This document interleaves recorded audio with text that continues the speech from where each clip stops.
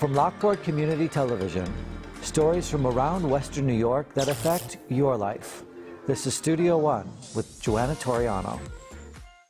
Okay. Welcome to Studio One. I'm your host, Joanna Toriano, and today I have with me Jonathan Lambert, who's going to be playing the harmonium. And I just learned how to pronounce it. And I want to ask you, how did you get started with all this? It's kind of like a sequence of things, you know. Okay. I have a very unique background. Growing up, I was in the metal scene. Okay. I was a photographer. It ended up being a filmmaker. So I had a background in music per se, but as I've gotten older, I've kind of channeled it, grown out of it per se, been seeking different things. Anyway, so like, the harmonium was something that I found through a yoga studio in Buffalo called Shakti Yoga. One of the biggest reasons why I did it was because of a woman named Michelle Giganti. She's a yoga studio host. And I got super involved with the community there, got really into like the physical practice of yoga, and then through like a year or 2 years of really like submerging myself in it, I found a thing called Kirtan, and I was kind of blown away. What is? So Kirtan is a devotional practice in India that basically, the long, short, sweet of it is brings people together. One would chant a mantra. For example, one that I do is Loka Samasta Sukhino Bhavantu, and it means may everyone everywhere be happy and free. Wouldn't that be wonderful? Yeah. So basically, one would say that mantra, and then they would sing it back, and it's a repetitious sonic thing that's just it brings a vibration that's so powerful. So do you do this in a group, I take it? Yeah, this instrument is not it's not supposed to be just like in a room by itself. Like this is like a communal instrument. That's what it's built for. It's like the heart of Kirtan. Wow. So tell me about the art of staying sharp in Western New York, your mission. So the mission itself is kind of stemmed from a family tradition of communal healing. My grandfather, that's with us right now, he's stuck in bed and he can't walk, which is unfortunate. But he left quite a legacy within my family as a clown and a magician. When he was a baby, he had a disease, and for the first year, I think it was a year or 2 years in his life, he was stuck in a hospital. Wow. And basically, from that experience, as he got older, he was a miracle child. He wasn't supposed to live. And he basically took the pain and the struggle and the unfortunate things and made something beautiful, like as he got older, within Buffalo. So you had set off here that he did a lot of traveling as a clown? Is that? Yeah, like he he got his whole family involved. My mom, my aunt, my uncle, on basically like a road show, like a magic show on the road in a van, and he did it all around Buffalo. He went to hospitals. He went to assisted living facilities, and it's kind of like a thread I've been noticing within my family that is important. And I remember reading through your questions that you too now do nursing homes and things like that. Is that from your grandfather's teaching? I mean, how did you end up helping out in nursing homes? So a couple things. You know, I'm 26 years old, and most 20-year-olds don't know what the hell they're doing. They're trying to figure out life. They're trying to figure out purpose. Yeah. Right. Right. And you know, I ended up in nursing homes because of my grandfather. He got depressed. Of course he would, after being so active. And yeah, I got depressed because he was a very active person in the community, and you know, for him to just now, the only thing he can do is watch TV. And you know, I just went over there one day because I was in a spot where I'm like, you know what, I got to try something new. Like, my life is not working out. You know, there's something missing in my heart. Like, and what I found out was like, the big thing I learned from Michelle, the studio yoga person. Yeah.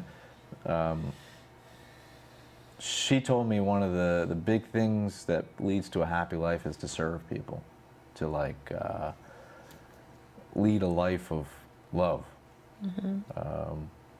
And from there, like playing at the bedside of my grandfather in the beginning, and him telling me like, hey, you have something special here, like go share it with the world. I kind of I found meaning in just like building connections with my community, and from that point I kind of had like a revelation where like I was so separated from people. And then once I found this, and you know, I was basically told like, go do it. Yeah. What a beautiful lesson that she gave you. I mean, to be of service to other people, and you get it back. I mean, you're giving, but you're getting it back. Is there any one memorable thing that happened when you were in a nursing home with any of the people that were there that you can relate? I've had a lot. Okay. And I would say the big touching thing for me was in the very beginning, I was playing everywhere, like literally just do every day. Like, yeah. I think that would wear on you after a while. Yeah, well, for me it was weird. It was like, you would think, right? Yeah, yeah. But I was just like, I just got to keep using this. Anyway, I ended up in the wrong room at an assisted living facility, and unfortunately, but on a positive note, I ended up being at the bedside of a dying mother. Oh. And 3 of her family members, and basically I was brought in with open arms. They were like, you know, sit down, have a coffee. Like, they just basically welcomed me. They're like, hey, like, we don't know who you are, but you seem like a nice guy. Sit down. And you know, it led from one point to another. What is that instrument? What do you do? And to put it to you straight, like I ended up being a death doula for that family. Wow. I played music for about an hour and a half. Wow. And it was one of the most beautiful things I've ever done in my whole life. And I ended up playing her funeral like 2 days later. It's kind of like happenstance, like you weren't supposed to be in that room and you were in that room. And Yeah. Wow, that would stay with anybody forever. So like 2 days later, I ended up paying for like a class, and I have like a certificate now that makes me like a certified death doula. What does a death doula do? You're basically the person that helps make the transition easier, calm, not as, you know, sad. Yeah. You're just, the way I describe it is you just provide the strength to get through.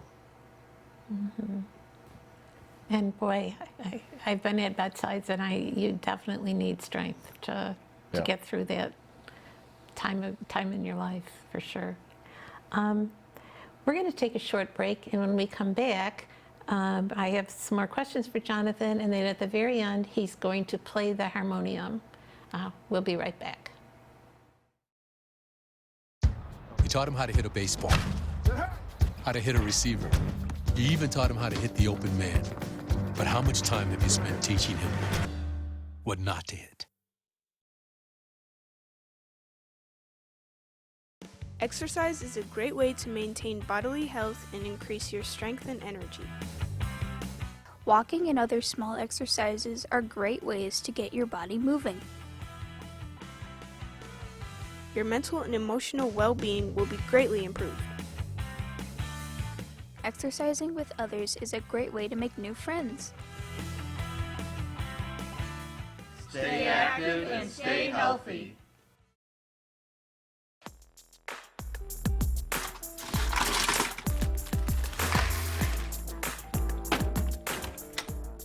Thank you.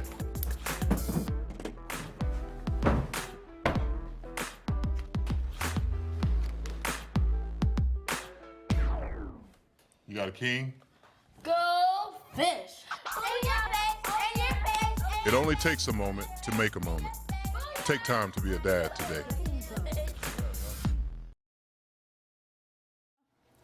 Welcome back. I'm with Jonathan Lambert, who's going to be playing the harmonium. I just learned how to pronounce it. And before we get into that, can you tell me what was your most rewarding or surprising thing that you learned working with elders, as I'm one of the elders? You know, one of the biggest things that I've learned about playing music to elders is the value of spending time with them. I think you're unusual that way, and a wonderful unusual. Yeah. Because I too like to spend time with older people. It's hard to find them because I'm old, but you just learn so much from them. You know, their paths, their goods, their bads, their, successes and failures. But yeah. So the one thing I wanted to mention is the reason why I do it. You know, the bold statement I have on my website is I do this to fight the loneliness epidemic. And it's one of the most important things I want to talk about because it's a big thing, and a lot of it has to do with, are you visiting your grandparents at the nursing homes? And if you aren't, why? I kind of describe it to people like I'm like a grandson. When I go to nursing homes, they see a young 26-year-old guy that is energetic and wants to be literally be present. Wants to be there. Yes, I want to be there. I want to be present. Yeah. And that's really the most valuable thing for me. Is I've gotten so many hugs, so many tears. I've had nurses drop to the ground and be like, "Thank you," Yeah. "Thank you for doing it," because it's definitely not for money. Yeah. It's not. Yeah. I'll give you one quick story. So there's a fellow that's in Wheatfield, and he's 98 years old. Bless him. Wow. Doesn't have any family left, doesn't have a wife anymore. His name's Floyd. And he's been selling houses his whole life. He's an entrepreneur. Okay. Right? And I'm sitting down in his room just like this, one-on-one, just talking, man to man. It's 2:00. He offers me a beer, and I take it. Yeah. I'm like, whatever. Let's. Yeah. And we're talking, and he's giving me some of the most valuable advice on how to live a happy life and how to be successful as an entrepreneur. And nobody else is doing that. Yeah. And I couldn't even tell you how grateful he was for a young guy to just sit down and talk with him. Yeah. Like friends, Yeah. It's sad and happy at the same time. Sad that it had to occur, but happy that you were there to fulfill the need for him. And it sounds like he fulfilled the need in you. Yeah. Yeah. Well, it just makes me like be a little bit more grateful for the people around me and kind of value relationships more, you know? Yeah, Because we're all going to get to that point. right. Yes. Yeah. And you hope there's someone there to hold your hand throughout it, like you're holding his. Yeah. What's your greatest challenge of getting your mission with the harmonium off the ground? I would say that for what I do, you have to definitely be self-motivated, because it is a difficult thing to like get into the rooms. Like, for example, like activities directors are very busy. There's usually no budgets per se for musicians, which they would call me an entertainer, but I'm not. I'm a music wellness facilitator. So the biggest challenge is like funding, number one, and number two, yeah, it's challenging. It's challenging to get a message out that's so much bigger than you. Yeah, right. Well, I hope this TV show helps you along your way. I appreciate it. And if people want to get in contact with you, what do they need to do? So I have a website. It's www.theartofstayingsharp.com, and yeah, it's kind of like I call it like a little journal of like the field work I do. It's got a bunch of pictures, and yeah, just send me an email, or you know, there is options to donate. But yeah. Looking at your journey, is there a specific moment of personal growth that happened with you, a breakthrough? I would say the biggest thing is, as I said earlier, I was terrified of singing in front of people. So are you doing it now? Oh yeah, I mean it's funny. It's the one thing I was terrified of, which has become the most joyful thing in my life. So isn't that like a contradictory thing? Yes, yes, yes. Like what you fear might be something that's good. Yeah. Yeah. So I would urge anybody, if they're afraid of something in life, just lean into it, because it'll make you a better person for sure. Yeah. Yeah. You have a lot of wisdom for somebody that's only 26 years old. Thank you, thank you, thank you. Really do. Yeah. Where do you think that all came from? I mean, how? I would say that for me, I'm like a deep thinker. Like my brain is always going. And it's been a constant, like, I would say that within myself, I'm like a high achiever. Like, I'm hard on myself. Like, I don't want to be like the average Joe. Not in like an egotistical way, but like, I don't want to just wake up and do the same thing over and over again that I hate. Good for you for not doing that. Really, there's a lot of people that do that. But the one thing I want to mention too is minimalism. Have you ever heard of that? Oh yes, my son's a minimalist. Yes. So yes, he has like one pen in his house probably. Yeah. I would say that is the thing that has changed my life. So yeah. So you got rid of all the junk you don't need. Yeah, everything. I don't have anything besides this. Good for you. Yeah. Good for you. You have some gentle mantras for comfort and peace. Do you want to talk about a couple of them? We only have like a minute or so. Okay. But I'm curious. So the one that I'm going to do today is it's Hare Om. Okay. I call it the gentle eraser, and it's kind of it was the beginning of this whole journey. It was the mantra that really touched the soul of the woman that was dying. This was the healer mantra. And what it means is to like take away or remove. So think of it as like an eraser for your worries that lets go of sadness, aches, heavy thoughts. Basically when you're overwhelmed, this is the mantra that just like lifts you up.